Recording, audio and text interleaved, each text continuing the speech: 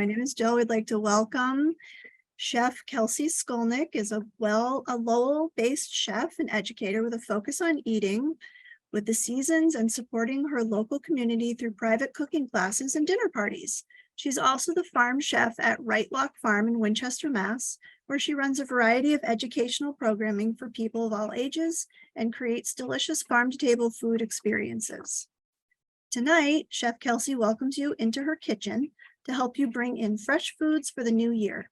Featuring delicious, versatile, seasonal meals, this class is sure to help you jumpstart some of those New Year's resolutions. On the menu is a simple but yummy mushroom and lentil stew, brightened up with an all-seasons arugula pesto, and served alongside millet, a grain rich in protein and vitamins. To finish the class, Chef Kelcy will demo her mulled wine poached pears, perfect for a winter's night dessert or served up with yogurt in the morning. While we're having the program going, if you have any questions at all, you can put your question in the chat, and that way I can ask and interrupt Kelcy. Please do. While she's trying to show us some wonderful things. So without further ado, welcome, and let's get started cooking. Hi. So hello guys, my name is Chef Kelcy. I have to start by saying I just got back from vacation and I have vacation brain and I completely forgot that I was going to demo the arugula pesto. So I don't have the stuff for it, but it's okay. We're not going to worry about it. I'll make sure that I send the recipe so you guys can do it at home. But the gist of it is that you throw everything in the food processor, hit on, taste for salt and pepper, and you're good to go. So welcome. It's so nice to have all of you guys here with me today. This is my first time teaching with the Chelmsford Public Library, but I'm so excited. I was a nanny in town many moons ago, so I spent a lot of time at the library, and I'm really pumped to now be a part of the programming there. So today we're going to make some really delicious food. And what I really love about this is as we come into the new year, you know, in the holiday season and all that, like we really indulge and you eat a lot of really beautiful, rich food. And then, you know, the new year starts and you want to start thinking about ways to get more nutrients into your diet. And one of the things that I think is important is that with the seasons and eating with the seasons, your body really kind of wants food that is warm and hearty and fills you up and kind of like, you know, like the stick to your ribs, just feels so good on the inside type of a meal. And sometimes it can be hard to achieve that and have something that's healthy and good for you. Hi, what does that say? Hillary? Hi, Hillary. So what I'm going to do is show you this really great mushroom and lentil stew. And then we're going to make millet, which is one of my favorite grains. I actually haven't had it in a while, so I'm super pumped to make it with you guys today. And if we had arugula pesto, we would put that on top. We don't, it's okay. And then I'm also going to show you my mulled wine poached pears, which is so simple, so delicious. It's amazing because you can make it ahead of time. I'm going to talk all about it when we get there. But to start, we're going to do our mushroom and lentil stew. So this is really quick and easy in terms of like the prep and getting it there. I'm going to start by roasting my mushrooms. You don't have to do this if you don't want to. You can cook them in the pot and do like the whole one pot meal. But I really love roasting mushrooms because I think it brings out a lot of flavor. It gets rid of a lot of that extra moisture. And then the mushrooms like soak up all that yummy flavor from your stew. So I have really beautiful mushrooms from a local mushroom grower, Fat Moon Farm, Elizabeth, and she's based in Chelmsford. You can use store-bought mushrooms. Obviously, we use what we have. So I think if you're going to buy mushrooms at the store that are conventional, I would probably go with portobello or shiitakes. Or if you want to splurge on a farmer's mix, do that. But also, you guys are in Chelmsford, so you should look up Fat Moon Farm and check hers out. Got some chopped shiitakes here. These are some really beautiful chestnut mushrooms. I love these. They have such a great flavor and they're so cute. And then these are yellow oysters, which are really great because unlike the main oyster mushrooms, which are really big, these are nice and small. So they're going to be perfect in our stew without having to chop a lot. So all I'm going to do is literally just cut my edges and then put my mushrooms on a sheet pan.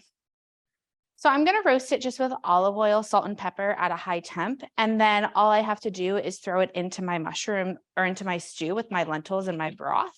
And then it's going to cook in there. So I'm just doing that, like, again, very little chopping. These are like the kind of mushrooms you want to get if you want to not get pre-chopped mushrooms, but not have a lot of chopping to have to do. These are the kind of things to get. So again, just Kind of throwing those in. I have this little bowl over here. So you guys can see me throwing things in there. This is called my thank you for coming bowl. It's very important to me when I cook because I almost dropped it. Because when we're cooking and we're chopping, we're making a mess and like you're constantly going back and forth to your trash can. And it's just kind of like time consuming, or you have a messy workstation. So to help ensure nice, clean, quick cooking, I have this little bowl here. If you compost, it's your compost bowl. If you don't, it's your trash bowl. And I just say like, thank you for coming. I don't need you anymore. And like put them right in there. All right. So I just did some olive oil on these. They're so beautiful. I'm going to add some salt. I use Diamond Kosher salt, which is the least salty salt of all of the salts. So I'll talk about this more, especially when we're making a stew, but it's just really important to know your salt and kind of the salt level on it, because if you have a salt that's super salty, if you add like as much as I might add, or I know like New York Times Cooking, I think uses Diamond Kosher, you're going to have an oversalted dish. All right, so we have this beautiful sheet pan of mushrooms. I'm just going to roast it really quickly while I get my stew going. So it's a super hot oven, 450 degrees, because I'm really just kind of trying to like char them and kind of bring out some extra flavor. And so what I'm going to do now is chop some onion and some garlic and some herbs, and then we're going to move to the stove and do some cooking. So I'm going to show you guys how to cut an onion without crying. It's like the best.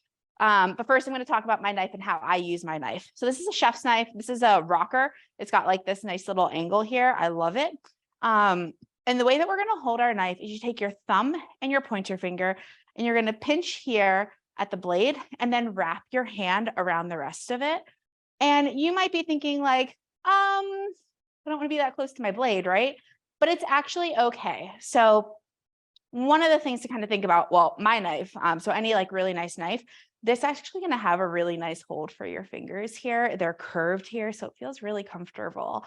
And the other thing to think about is that your knife is an extension of your arm, right? And it's balanced. So if I'm holding my knife back here, I can literally feel it tugging on you, right? You feel that weight versus holding it this way. It's an extension of your arm. It's really well balanced in your hand. The other thing about my knife is I'm not going to go straight up and down. If you're going straight up and down, you're only utilizing one part of your blade.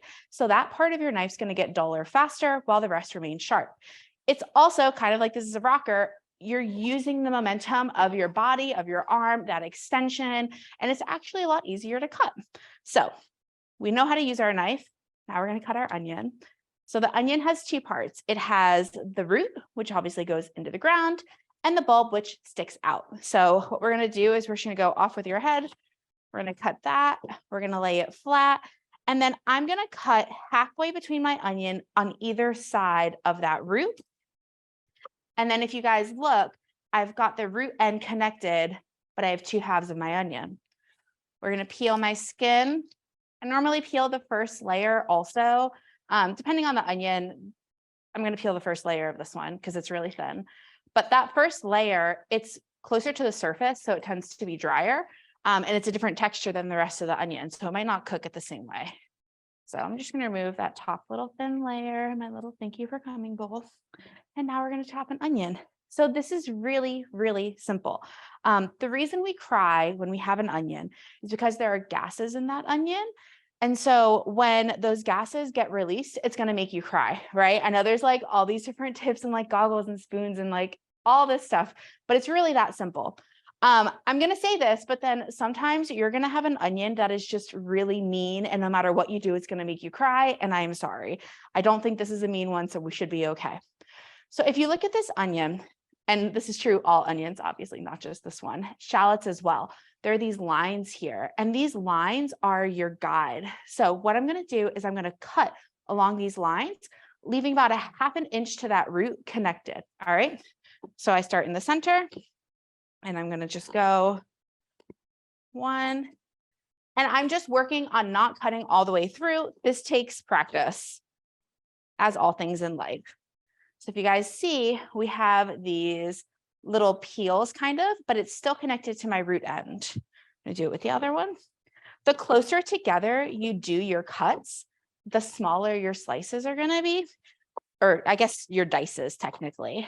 I'm making a stew. It's going to cook down. I'm not that worried about it. All right, so now I have that. And what I'm going to do next is I'm just going to cut this way. So I'm going to do like a rocking motion, tuck my fingers because I don't want to lose any. There you go. Nice chopped onion, easy peasy. All right. Of course, once you cut it, the gases get released. So go fast, but not too fast. There we go. That's it. My onion is chopped. So easy. Little skin. I have my olive oil on in my pan, just heating. I'm going to put my onions in there. So this is my bench scraper. It's one of my all-time favorite tools, literally for reasons just like this. So easy. Picking it up, moving it, not a lot of mess, not trying to like balance it on my knife, not putting it in my hands and getting all messy. All right, and I'm going to give it a pinch of salt, and I'm going to give it a stir. The reason I give it a pinch of salt at the beginning is because salt secretes moisture, right? So if I salt it, it's going to take out some of that moisture. It's going to help the onions cook down. Next, I'm going to prep my garlic. So I teach a middle school program. It's this incredible 6-week program at the farm, and the kids are amazing. And each week we're like doing something different and building. And we were chopping a ton of garlic, and they're like, Kelcy, can't we put it in a mason jar and shake it to like peel it? And I was like, I think so. Like, I've never tried it. And we did it, and it was amazing. So this is like my go-to way of peeling my garlic now. So you just put your cloves in here, and then you just give it a good shake. I was shaking mine earlier. It's really not that easy. It does take a little bit more work, but I did some shaking earlier when I was waiting, and that makes it easier for me. So look at that. Mostly peeled, a little bit of skin left. So I'll just take that off. There we go. Oh, so easy. Of course, I make more dishes doing it, but this is like one of those times where I think it's okay to make an extra dish for doing something just like this. There we go. And one more who's actually fully peeled. So nice. It's a good activity to do with kids too. If your kids are in the kitchen with you and they're looking for something to do, give it to them, and that'll just keep them really entertained. All right, so I have my peeled garlic, and I'm going to chop it now. So what I'm going to do is I'm going to have the sharp end of my knife away from me, press down with the heel of my hand, and I smash it. I do this for 2 reasons. One, round things roll. So this kind of flattens it out and makes it easier to chop. And then 2, it starts releasing the oils and those juices in the garlic. All right, there we go. So now I'm just going to give it a rough chop. We'll try to line it up. Here's some big cloves. I'm going to do it in 2 rows, I think. Why not? We've got time, I think. I didn't put my watch on, but I think we're good.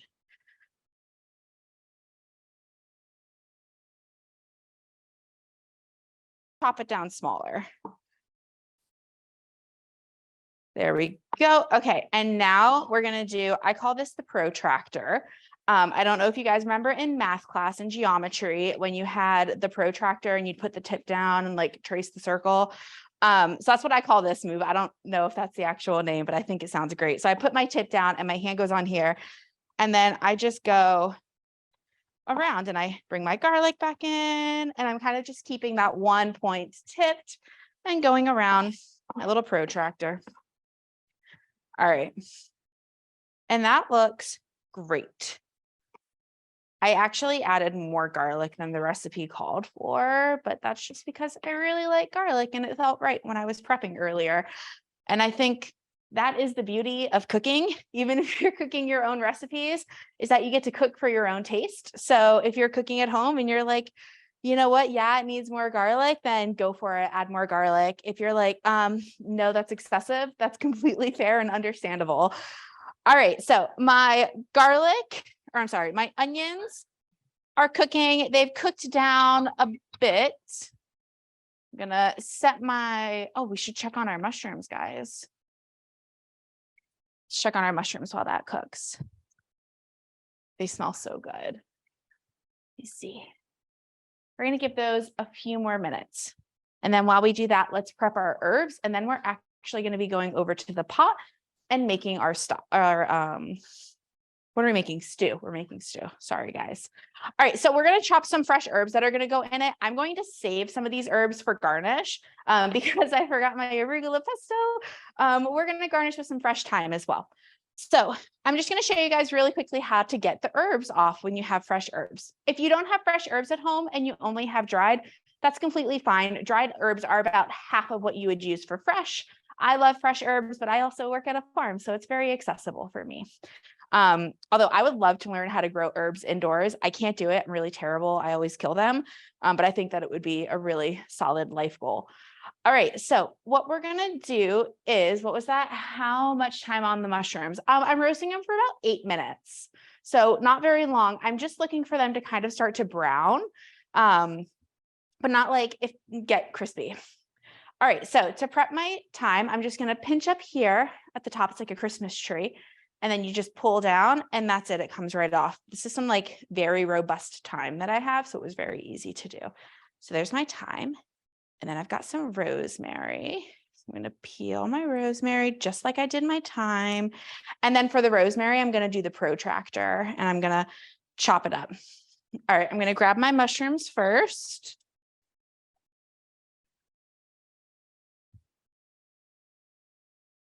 Wow.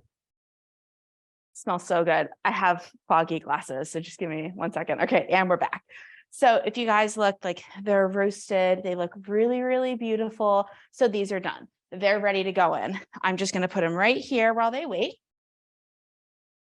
Just perfect.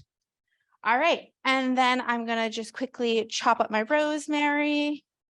You could also, if you didn't want to use fresh, or if you wanted to use fresh herbs but not have any in them, you could do like an herb bundle and put it in and take it out before serving. So then you just get the essence of it. All right. And then I'm going to add some of this beautiful thyme. All right. And we're good. So guys, that's it for chopping until the very end. And so what we're going to do is I'm going to move my camera over my stove and you guys get to look from there. So we're just going to go for a little ride. Buckle up.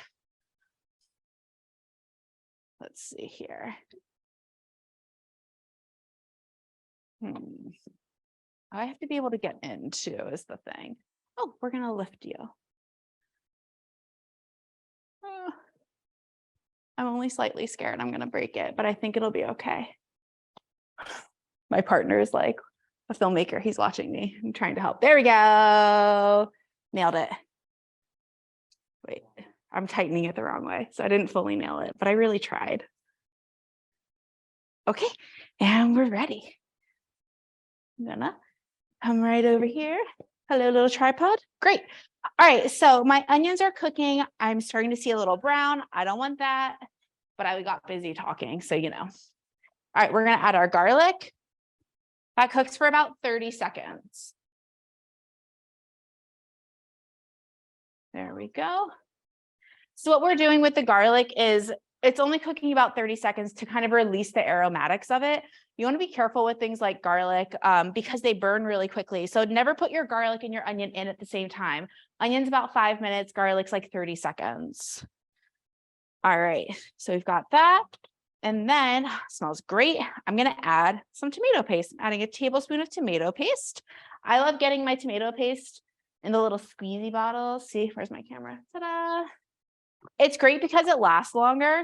If you buy like a jar of tomato paste and then you kind of forget about it in the back of your fridge and then it gets moldy and you never use it. So this is a great alternative. Another alternative is you could actually freeze tomato paste in ice cube trays. So if you get like a big can of tomato paste and you don't need all of it, you could freeze little cubes and then that way it's ready for you when you need it.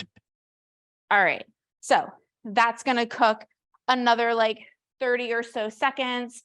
And the reason we cook our tomato paste is it cooks that metallic taste out of it. Shouldn't do that. Oh, it smells so good. See, it's really just so simple and easy, but it's so yummy. Oh, I can turn my oven off now, which is great because then I can see the time. All right. Again, vacation brain, guys. It is a real thing. Forgot to charge my watch. All right. So this is going. It's looking good. To this, we are going to add some green lentils. So I've got my lentils right here.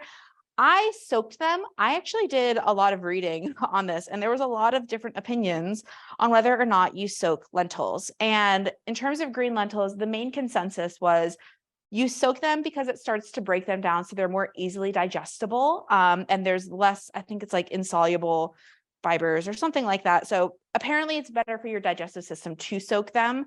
I don't think it has any impact on the cooking time of the lentils, but green lentils cook in about 25, 30 minutes. So depending, sometimes it can be 40. All right, this is great. I'm going to add some soy sauce. I add soy sauce for a little bit of an umami flavor, like a little bit deeper, a little richer. It's really nice and yummy. And also like a little extra salt. So what I'm going to do is I'm actually not going to salt my dish again until the end. So I've added a little bit of salt with my onions. I've added that soy sauce. I'm stopping there. And then, well, I have the salt on the mushrooms too. See, so this is why I'm like, all right, I'm not going to salt again until I'm done. And that way I can really control the flavor. All right. We are going to add these lentils. You need to rinse your lentils regardless of soaking in cold water. It's also important to kind of look through them. There might be like little stones and stuff. Just pick those out. I didn't find any stones. So, all right, I've got 2 cups of stock here. I have some more with me just in case it ends up being kind of dry as I'm cooking it and I need to add more. All right, and then my mushrooms get to go and have a party. It's going to be so yummy. I actually really love using a farmer's mix of mushrooms whenever I'm cooking something like this, because there's such a different variety of texture and flavor, which I think is really special and important when you're making a stew that is just so heavily focused on using mushrooms. It just kind of brings another level to the eating field. Then the other thing is I'm going to add those herbs that I chopped up. All right, so we have those herbs. I'm going to pump it to high. We're going to bring this to a boil. Once it's boiling, we're going to reduce it to a simmer and just let it do its beautiful thing. While that happens, we are going to cook our millet. So this is my millet. Let's see if I can show. See, I'm not used to the camera over it. There it is. Millet. I put my salt on top so I wouldn't forget it. But this is my millet. It's part of the cereal family and it's very high in protein and I love it. I think it's such a fun texture. If you're looking for something that's just a little bit different than, potatoes or couscous or polenta, any of those things, millet is a really great choice. If people don't like quinoa, which I know some are like, oh, I don't like quinoa. Well, that's okay. Like, let's try some millet. It's really good. With the stew, you could also put it with quinoa, or you could put it with mashed potatoes or polenta or anything that you want. It's really your choice, kind of what you want to lay the bed on. You could also totally just have some crusty bread. This meal is great because it is completely gluten-free. It's also vegan, which I realized today when I was prepping. I was like, oh, this is great. It's vegan. So it's a really great option for a nice hearty winter meal that feels good in your body. All right, so I've got my other pot on the back burner here and it's got some oil in it. I'm going to add my millet and we're going to toast my millet. So when we toast millet, I do this with Israeli couscous as well. Essentially what we're doing is we're coating it in that oil and then we're starting the cooking process. We're toasting it a little bit. It's going to develop a nice depth of flavor, but we're not going to burn it. That's kind of the one thing you want to make sure of, is we're nice and careful not to burn it. So we're going to add this here. There we go. And I'm just stirring it so that my millet can get coated in that oil. And it's really only going to take a couple minutes. I'm going to switch spoons, I think, to this one. All right. Oh, and now our lentils are boiling. It does smell really, really nice. All right, so we're going to lower that to medium, bring it down to a simmer, and it's just going to cook and cook and cook, and it's going to be great. Is there a question? What variety of millet am I using? I am using the Wegmans bulk millet. So I think it's actually a little sad. Millet can sometimes be difficult to find, but you will normally find it in any bulk grain area. So I think Whole Foods has it. I got mine at Wegmans because that's where I shop.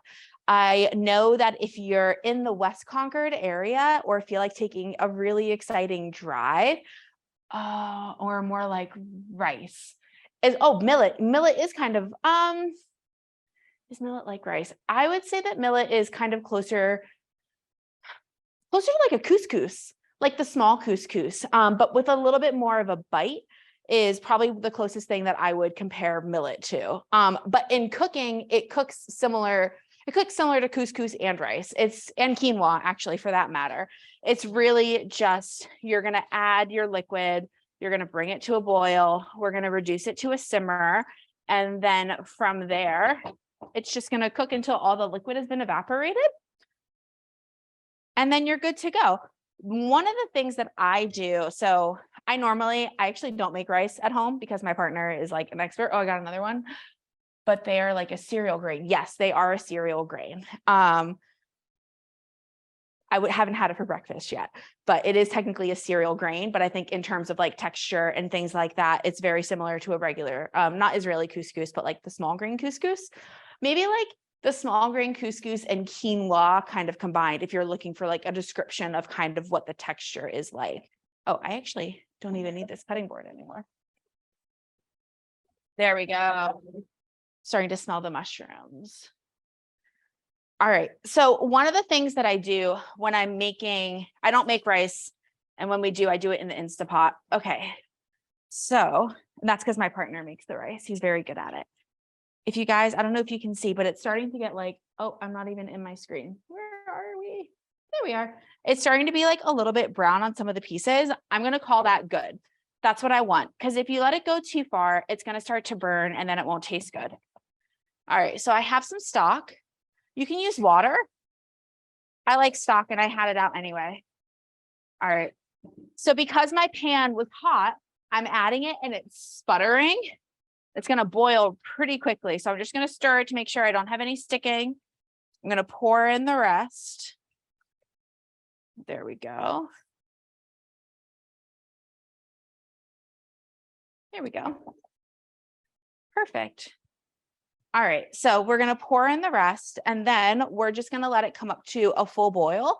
Once it's at a boil, we're going to reduce it to a simmer and it's going to simmer for about 15 minutes. And that's pretty good. So I'm going to reduce it. I'm going to cover it. Hey, Google, set a timer for 15 minutes. 15 minutes. And we're starting now. Great. All right. So our millet is going. This is going. I'm going to bring you guys back up front. And I had a thought.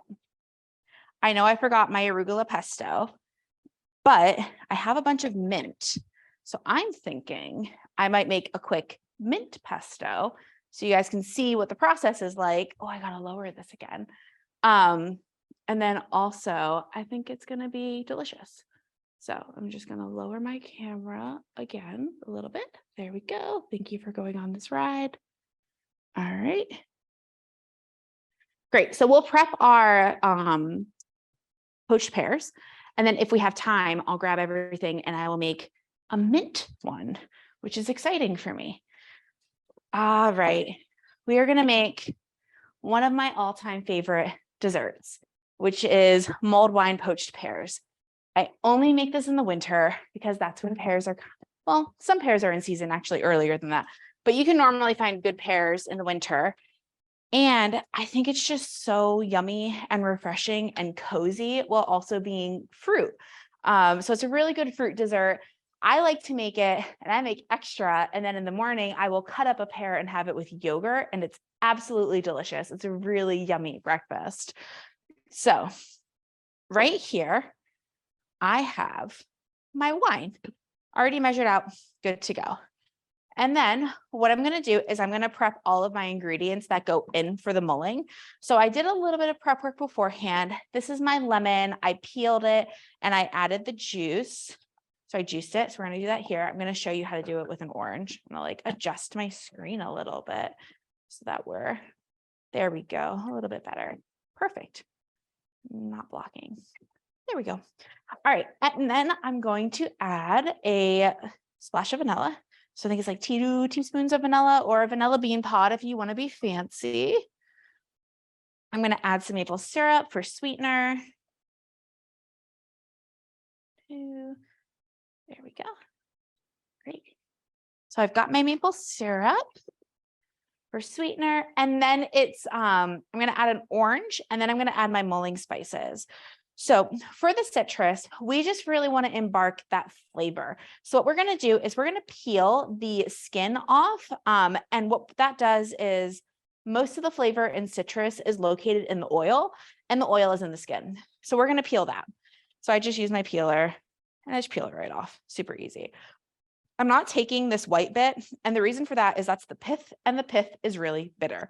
So I don't really feel like eating anything bitter with my dessert, so I just don't put it in. There we go. And it smells so refreshing and orangey. I love it.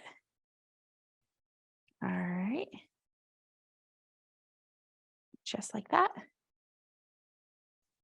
I washed my fruit, so like if you're going to use the zest, make sure you wash it. All right, and then what I'm going to do is I'm going to juice it. So this is a really cool tip my partner taught me. He's from he's first generation Dominican, and in his culture, this is how they juice their citrus. And we were cooking together, and he's like, "Oh, you didn't cut the X in it." And I was like, "I have no idea what you're talking about. I'm Pennsylvania Dutch. We don't really have citrus." And so he showed me this amazing trick to get more juice out. So what we do is we're going to cut it in half. And then also these are Cara oranges, my absolute favorite. Look at that really pretty little pink color. They're so good. So what you do is you cut an X in the top, very slight. So I just took my knife and I just did like this tiny little mark, tiny little X. And the reason for that is when we're juicing our citrus, instead of it like folding in on itself, it blooms out like a flower. So you get more juice. So just like that. Got my little juicer. You can do it by hand if you don't have a juicer. And I'm just going to squeeze that. 1 and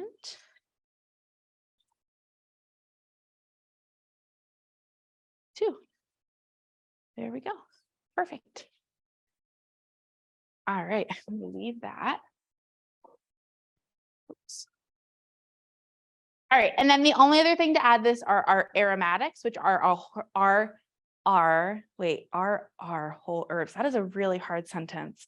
There are whole spices. So I've got some allspice berries, I have cardamom, I have cloves, I have some star anise, and I have some cinnamon, and they all go in here. If you don't have all of these at home, that's a-okay. Use what you have. If you only have cinnamon and cloves, that's great. It's really just about infusing this with some really lovely spice. I wouldn't use ground spices for it. And that's because it's going to put like a bit of a grainy texture on your pears, and we don't want that. All right, and then I'm just going to peel my pears and then they go in. So when we're doing this, we want to use a pear that's firm. You don't want a super soft pear. And the reason for that is if you put a super soft pear in there, it's just going to get really mushy and it's not going to be able to absorb that beautiful liquid. So I'm going to bring this up to a boil over here. I'm going to stir my lentils and my mushrooms. It smells amazing. This would be good on like pasta. It'd be good for anything. Although I probably wouldn't put it on pasta because it has lentils in it. All right, so that's coming up to a boil. It's going to get reduced to a simmer. And in the meantime, I'm going to prep my pears. So you could use a paring knife for this if you want. I think it's super easy just to use your peeler. So I'm just going to peel the skin off. These are, I think they're Bosque pears, which are nice and yummy. You could use like the Ajuns. I've never done it with an Asian pear. I think Asian pears are kind of tiny, but these work really, really well.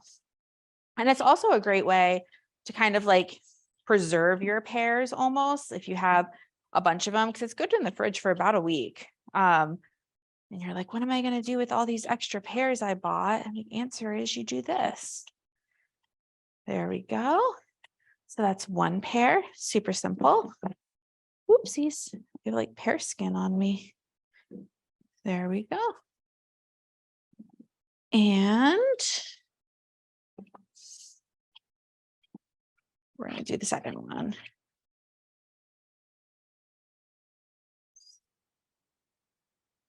Again, you don't want a pear that's too soft. If it's too soft, it's going to kind of just be mush in your hands right now. Those are the type of pears you save for eating.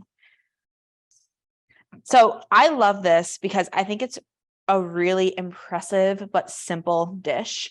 So it's something where if you're having a dinner party or guests over, you could serve this for dessert and it's going to just go over so well.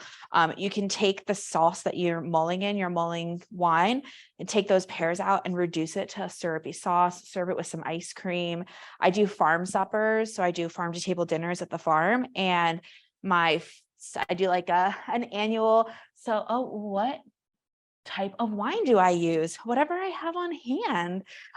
Red wine, and this is a Merlot. And I do that because I really like Merlot. If you like Pinot Grigio is the red, right? Or is it Pinot Noir? It's Pinot Noir.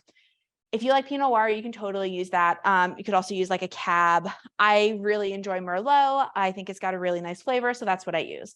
And I use the Bateau box wine. So I think it's really delicious. I also am not much of a drinker. Most of my wine goes towards cooking. And so I want a wine that's going to last a while so I can cook with it as much as I want. And I really like this wine. Whenever you're cooking with a wine, you want to make sure that it's not like table wine or the cheapest you can find. Because what happens is when you cook with wine, the alcohol cooks out, but you're left with the flavor. So you want to make sure it's something you find delicious. All right. This is coming up to a simmer. Our lentils are looking lovely. They're starting to plump. I'm just smelling it. Those like fresh herbs are so, I want to use the word vivacious for some reason. That just feels right. All right. So what we're going to do is I'm going to put this in our poaching liquid. I'm going to bring it over here so you guys can see what it looks like. I'm just using my little itty bitty pot because I'm only doing 2. But if you're doing more, obviously use a bigger pot. I'm just going to put them in. And then they don't fully get submerged, and that's okay. What I'm going to do is through the cooking process, I'm just going to come and I'm going to flip them every now and again. All right. So we are going to put that there. We're going to bring these up to a simmer, and then I'm going to cover them. And we absolutely have time for our pesto because I made sure there was time for pesto. So we're going to make a mint pesto. So let me grab my stuff really quickly. All right, so I have mint, lemon, Parmesan, olive oil, garlic. I like a little bit of heat. I'm going to get some red pepper flakes, salt and pepper. Great. I'm going to go grab my food processor and we're going to make some quick pesto. All right. How are we going to do this? Because I have a very short cord and there's nothing over here. So we're going to move it right over here.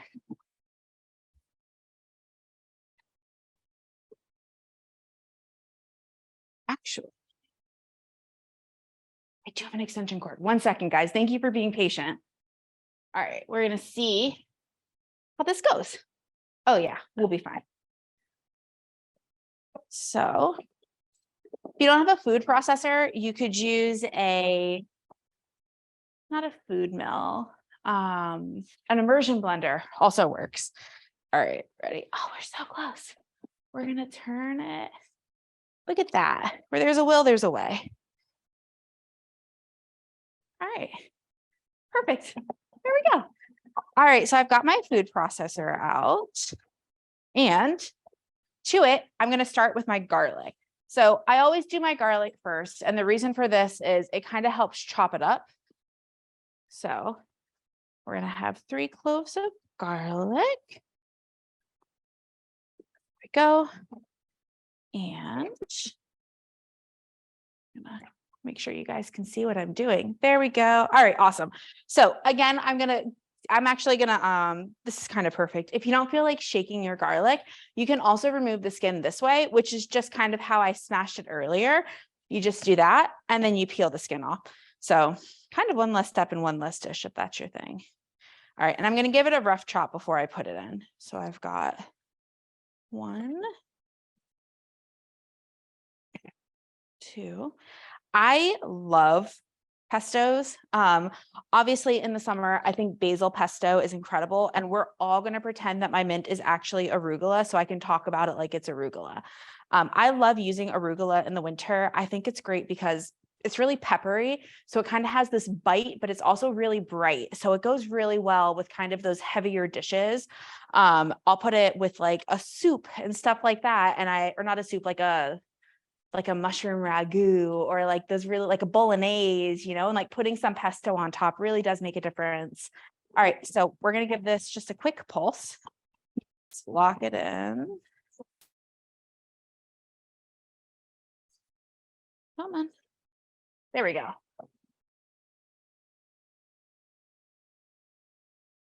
Nice. I see a few more larger chunks. I'm just going to give it a little more pulsing. Perfect. All right. And to that, I'm going to add my arugula. All right. So we have some mint. I'm going to go give it a really quick little wash.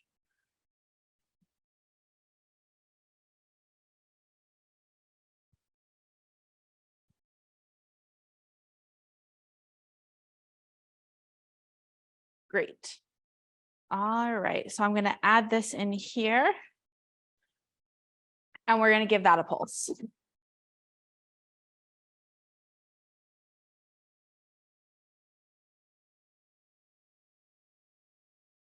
It does smell really good. It smells so good. I do love mint too. I think mint is also really, really great in the winter because it's just so hearty and it's so fresh. Let's see. I need a rubber spatula. So I'm just going to push down the edges. That's great. And then I'm going to add the rest of my flavorings. So to this, I'm going to add lemon zest and lemon juice. I'm going to add some cheese. I'm going to add some red pepper flake for a little heat. I like the flavor. It's a lot of red pepper flake, but that's okay. All right, let me clean my station up a little.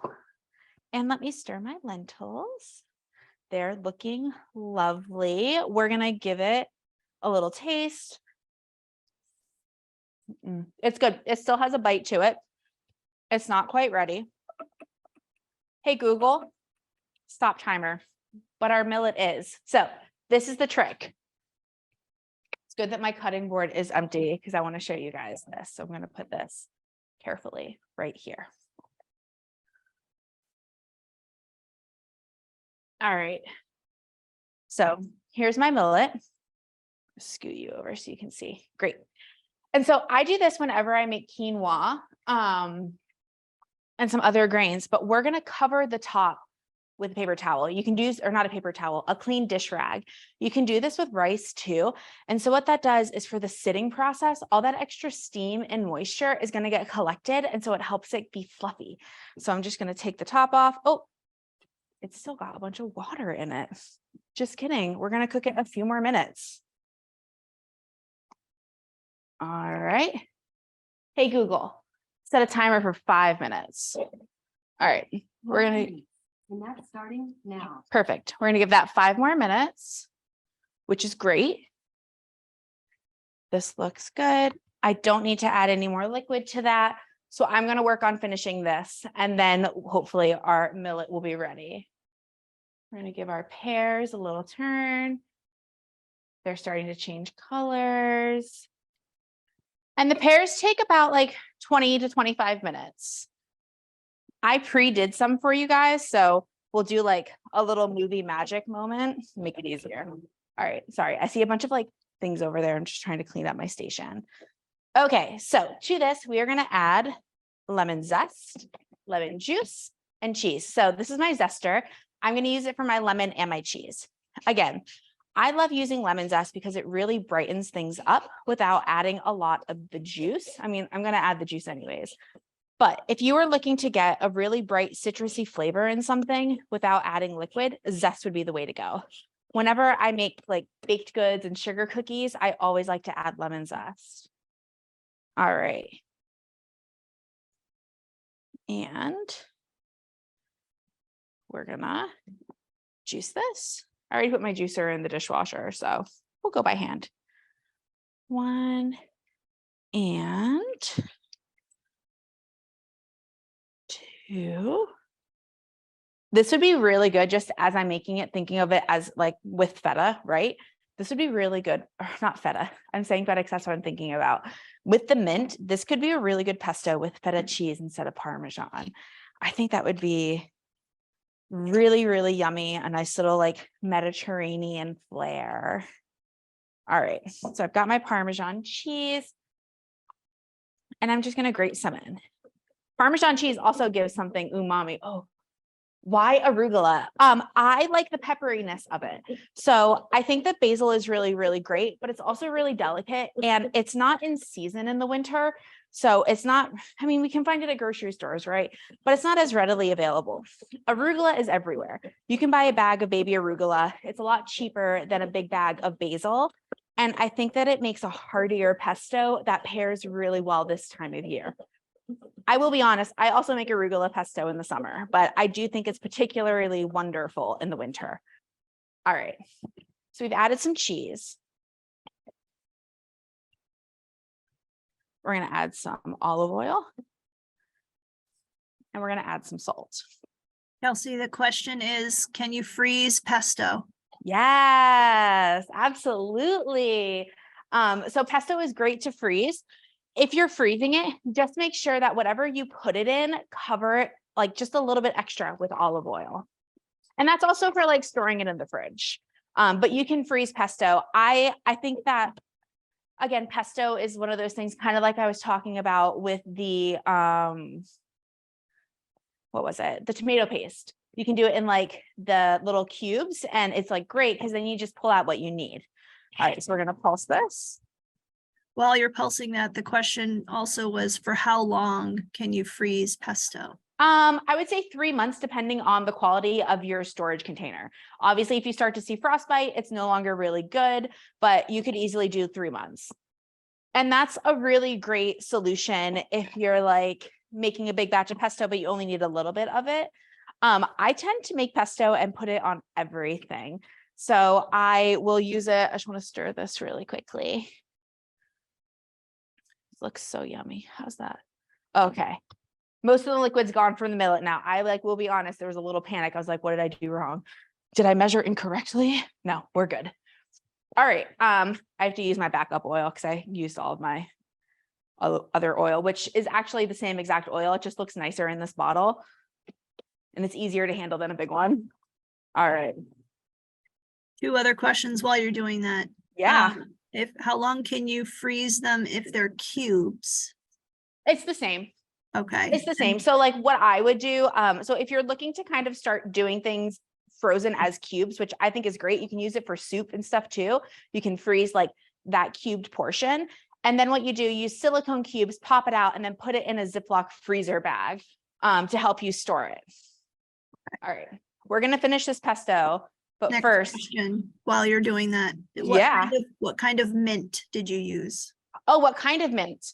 I used regular old English mint. So it was the mint that was in the bundle at the grocery store. Hey, Google, stop timer. Yep, just regular mint, nothing special. All right, so now that most of my water has dissolved from my millet, we're gonna use this fun trick. So I just take the top off, you can see all that steam, put it here, and then I just tie it, just like this. And then that's gonna sit for 10 minutes off heat. And what's gonna happen is all that extra steam and moisture is gonna get absorbed by this, and we're gonna have some really nice fluffy millet. And 10 minutes is perfect because that takes us to 8 o'clock. All right, so this is just gonna hang out. My lentil stew is looking amazing. I'm about to take it off so we can finish seasoning it. But first, we're gonna make sure that this tastes good. It smells really good. I have a feeling it's gonna need some more cheese. That's just my thought. It's actually really, really good. This is my first time doing it with mint, so I'm glad that you guys were here on this journey with me. It's like got this little zippiness to it that I wasn't expecting, so I'm pretty pumped. All these flavors are really lovely together. Thank you guys for helping me create a brand new recipe. All right, I'm gonna add just a little bit more cheese. It actually does not need more salt. That kick from the red pepper is also really great. I will send this recipe along for you. Can we use mint pesto with pasta? Of course, you can use mint pesto with anything that you want. I think it would be delicious with pasta. You could do like, I do this pea ravioli. So I like make this pea and ricotta filling and I do it in a ravioli. And I think that would be amazing with some mint pesto. All right, we're gonna pulse. And then I think this is ready. So let's give it another taste. It does need a little bit more salt. Put that lemon in there. So good. All right. That's awesome. Very excited about this, you guys. All right. So mint pesto. And Kelsey, Just while gonna- you're getting things, can we use fresh tomato puree instead of the paste in the soup? so you can, the reason I use the tomato paste is it does help thicken it a little bit, but I don't think it makes a big enough difference where if you wanted to just use some tomato, you couldn't just use tomato. My own opinion. All right. Now our mushroom and lentil stew is done and it looks so very good and it smells amazing. And I've got this really beautiful facial sauna hitting me. So we're going to taste this. All right. It's really good. It does need some pepper and I think it needs some salt. So how do we know when there's enough salt? This is a really big question and I love salt, so it's also important. Again, I use the Diamond Kosher. It's the least salty salt there is. And the other thing, what is my favorite pot? My favorite pot? I love a Dutch oven and cast iron. That's what I cook in most. So these are my old Dutch ovens that I've been using. And then actually the pot that I'm making my poached pears in, I don't even know what it is. It's a pot from my childhood. And they're like my favorite. They're just these gray, I don't know what even they are, but I love them and they're so quality. And my mom gave it to me and I love it. I use it all the time. But I love Dutch ovens. I have a very, very tiny kitchen, which means I don't have a lot of storage space. So whatever I use for cooking, it needs to be really versatile. So I have a couple nonstick skillets, but other than that, it's just cast iron and Dutch ovens. All right, so we're gonna give this another taste. It's really nice. It needs a little more salt. Okay, so salt. You need to know your salt and you need to know a couple things. The different crystals in your salt dissolve differently. So if you have a really coarse salt, like a sea salt or something like that, it doesn't dissolve as quickly as kosher table salt, which goes really quickly. So if you're cooking on the stove and you're doing what I'm doing right now, and we're tasting to make sure it's still good, and you taste it and you're like, well, it's perfect. I'm not going to add anything else, but let's say it wasn't. And you're like, no, it needs more salt. And you add more salt. It could be that you have a salt that takes a while to dissolve. So you're stirring and you're tasting it, but your salt has not actually fully incorporated. So you go back 5-10 minutes from now and your dish is too salty. So it's really important, just if we're cooking at home, that we understand our salt and how it works. Again, I love Diamond Kosher because I just feel like I have really great control over it. And it absorbs like really quickly. So this is really, really yummy. This is done. Our pesto is done. Our millet is finishing up. Our pears are not done. They need longer, but through the magic of your computer screen, I have some pears that I made earlier today. So look at these. They are just absolutely beautiful. I'm going to cut one open so you guys can see what it looks like on the inside. When I store these, I store it in the poaching liquid because all that happens is it just sits there and it keeps soaking up all that yumminess and getting better and better. All right, so we're going to cut this bad boy open so you guys can see what it looks like. And it's great because my little knife here only cut lemons, so I don't feel bad using it for this. All right. I kept the stem on. I keep mine on because I think for presentation, it's really beautiful. But look at that. You have just like, ready? We're coming in. you have just this really beautiful pear.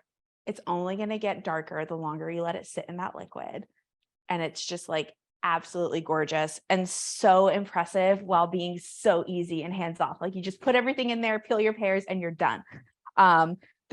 I don't think I finished my story, but this is what I use for my so long summer supper. I always do a dinner right like summer going into fall, kind of celebrating all that the summer gave us and the bounty of the fall season and kind of moving into that next phase.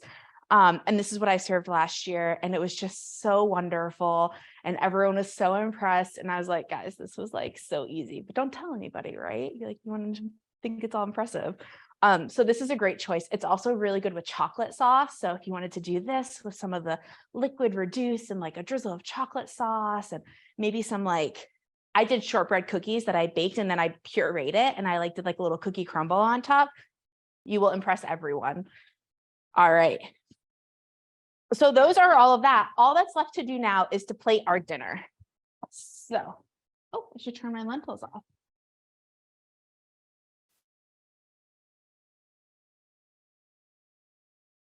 I'm going to plate it in a bowl because it is liquidy. We're going to move our pears to the side. All right. So we're going to start with lentils. So I take the top off. Ta-da! I'm going to get a spoon. I'm just going to fluff my millet. I think I called this lentils. Sorry. I had a very long day today. I actually got to, I'm just going to pause and tell this story because it was so adorable. We have a preschool at the farm and I get to work with the preschoolers. So I make their snacks. So once a month I do this huge bake of all these healthy, yummy foods for them. And then once a month they come into the kitchen. And because Chinese New Year was on Saturday, oopsies, they really wanted to make dumplings. So we made these Japanese sweet potato miso dumplings with the preschoolers, 3 and 4-year-olds folding little dumplings. And one made his look like an airplane. It was so cute. I was there very early. So anyways, that's why my words are mixed up. Long story short, it was adorable. All right, so we've got our millet. We're going to plate. So I just like to put it kind of on the bottom. The first thing we eat with are our eyes, right? So trying to find ways to make our food look lovely. But you could also just kind of toss it on there and call it a day, and that'd be fine. All right, so there's our millet. Then move that back. I'm going to get my stew. So like I said, I have a very small apartment. So we don't have a lot of, we have a lot of things, obviously, I'm a professional. But there are some things that I just, for some reason in my life, have never deemed necessary. And one of those is a ladle. I don't think I've ever actually owned a ladle. So I use a measuring cup. So I'll just take my measuring cup and I'll scoop up the stew. And it's just really kind of unctuous and luscious. It's not super liquidy, which I am okay with. If you wanted more liquid in yours, you could just add some extra stock to the cooking process. Look at that really nice color on that. It smells amazing. All right, we're going to put that over here. And then we're going to take our pesto. I'm going to use a spoon and I'm just going to do this really nice little easy drizzle around it. So we're just going to drizzle right like that. If you have something like microgreens, which are kind of always in season and always a delicious addition to a plate, you could sprinkle the top with microgreens, and then that's it. You have a really warm, hearty meal. I forgot about my thyme. I'm going to sprinkle it with some thyme. Oh, and you know what else we can do? Because we have cheese in it, we can get fancy. It's not vegan anymore, but we're still going to get fancy. I'm going to take my peeler. I'm going to peel some cheese. So this is a really great way to get fancy strips. We can just do that. It looks fancy, but it's easy. That's the whole thing, right?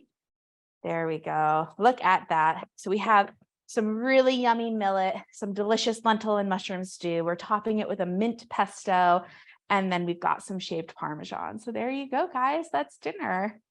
Thank you so much for joining me. It was such a blast. I hope to see you guys soon.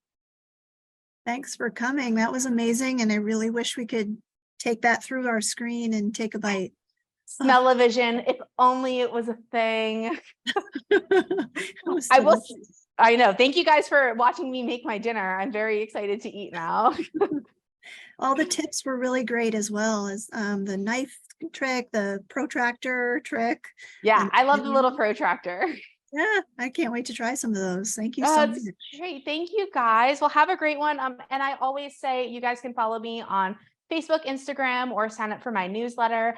And if you ever have questions, like if you're cooking one of my recipes and you're like, I don't understand this part, message me. I had someone who took a class with me years ago and she got to me on Instagram like 3 years later and was like, I don't understand this one part. Can you help me? And I, right away, that's what I'm here for. I'm here to help you guys feel like more confident, comfortable home cooks.